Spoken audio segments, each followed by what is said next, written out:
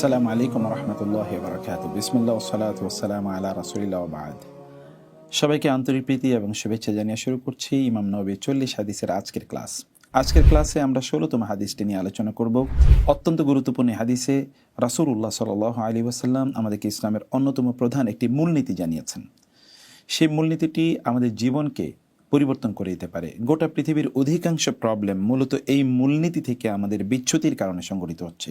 আমাদের পরিবারগুলো অশান্ত হয়ে যাচ্ছে, আমাদের সমাজ অশান্ত হচ্ছে, আমাদের রাষ্ট্র ব্যবস্থা এগুলো বিভিন্ন বিপর্যয়ের মুখে পড়ছে। আমরা কখনো কখনো নিজেরা আত্মহত্যার দিকে আমাদের নিজেদেরকে বা আত্মহননের দিকে আমরা নিজেরা নিয়ে যাচ্ছি নিজেদেরকে। এগুলো বিভিন্ন যে জটিলতা ঘটছে সমাজ জীবনে বা ব্যক্তি জীবনে বা পারিবারিক জীবনে, এটি কিন্তু এই মূলনীতির অভাবেই। সেই মূলনীতিটি কি, চলুন আমরা সেই বিষয়ে আজকের হাদিসটি বিস্তারিতভাবে জেনে নিই।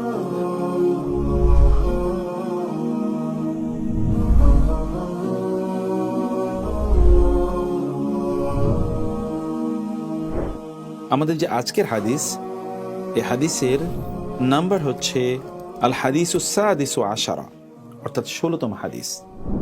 হাদিসের টাইটেল হলো লা তাগদাব, রাগ করো না। লা তাগদাব, লা তাগদাব, লা তাগদাব, 5 বার বলুন। লা তাগদাব, লা তাগদাব, লা তাগদাব, লা তাগদাব, লা তাগদাব, রাগ করো না। হাদিসের মূল টেক্সটটি কি? আন আবি হুরায়রা রাদিয়াল্লাহু তাআলা আনহু أن رجلا قال للنبي صلى الله عليه وسلم أوصني قال لا تغضب فردد مرارا قال لا تغضب رواه البخاري ومسلم। আমরা যে হাদিসটি দেখছি, হাদিসটি হলো আবু হুরায়রা রাদিয়াল্লাহু তাআলা আনহু, তিনি বলেন আন্না রাজুলান, একজন ব্যক্তি, ক্বালা লিন-নবী সাল্লাল্লাহু আলাইহি ওয়াসাল্লাম, ক্বালা বললেন, লিন-নবী লি জন্যে আন-নবী, নবী সাল্লাল্লাহু আলাইহি ওয়াসাল্লামের উদ্দেশ্যে বললেন, আওসিনি, কি বললেন তিনি? আওসিনি। আওসিনি শব্দটি ওয়াসিয়ত থেকে এসছে। আওসিনি এটা ওয়াসিয়ত থেকে এসে আমরা বাংলায়ও ওসিয়ত শব্দটি ব্যবহার করে থাকি। ওয়াসিয়াত, ওয়াসিয়ত মানে হচ্ছে মূলত যেমন কোরআনে আছে ওয়াতাওয়াসাউ বিল হাক্কি ওয়াতাওয়াসাউ বিস সবরি। এই যে ওয়াসিয়ত মানে হচ্ছে উপদেশ দেয়া অথবা কল্যাণ কামনা করা, অথবা ধরুন কাউকে কোনো ভালো পথের নির্দেশ প্রদান করা, কোনো জিনিস কারোর জন্য আবদ্ধ করে রাখা। মানে যেমন ওসিয়ত করা মানে হচ্ছে আপনার সম্পদ কারোর জন্য, এতটুকু সম্পদ কারোর জন্যে আপনার ডিমার্কেট করে দেয়া। অতএব ওয়াসিয়া মূল এর অর্থ হচ্ছে এখানে যেমন ওয়াসসাইনা ওয়াসসাইনা ওয়াসসাল ইনসান ওয়াসসাইনাল ইনসানা বিওয়ালিদাইহি, কোরআনে আছে যে আমরা মানুষদেরকে তাদের পিতামাতার ব্যাপারে ওয়াসিয়ত করেছে। ওয়াসিয়ত মানে হচ্ছে তাদেরকে নসিহা করেছে। অতএব ওয়াসিয়ত বা নসিহত একই অর্থে। তিনি বলেন আমাকে ওয়াসিয়ত করুন, মানে আমাকে নসিহা করুন। যদিও আমরা ওয়াসিয়ত শব্দটি দেখি অন্তিম মুহূর্তে কোনো ব্যক্তি কারো উদ্দেশ্যে যদি কোনো ধরনের দিক নির্দেশনা দিয়ে যান, তাহলে সেটাকে ওসিয়ত বলি। আবার ওসিয়ত অনেকটি এটা ফাইন্যান্সিয়াল ডোনেশন বা ফাইন্যান্সিয়াল আপনার ডিমার্কেশনের ক্ষেত্রে ব্যবহৃত হয়। যেমন কেউ মারা যাচ্ছে, মারা যাওয়ার আগে তিনি বলে গেলেন, ওসিয়ত করে গেলেন, আমার এই সম্পত্তিটুকু আমি অমক্কের জন্য, তিনি অসহায়, তিনি গরিব, অথবা মসজিদের জন্য বা এই মাদ্রাসার জন্য বা দিনই এই কাজে আমি এটিকে ওসিয়ত করে গেলাম, এটি করা যায়।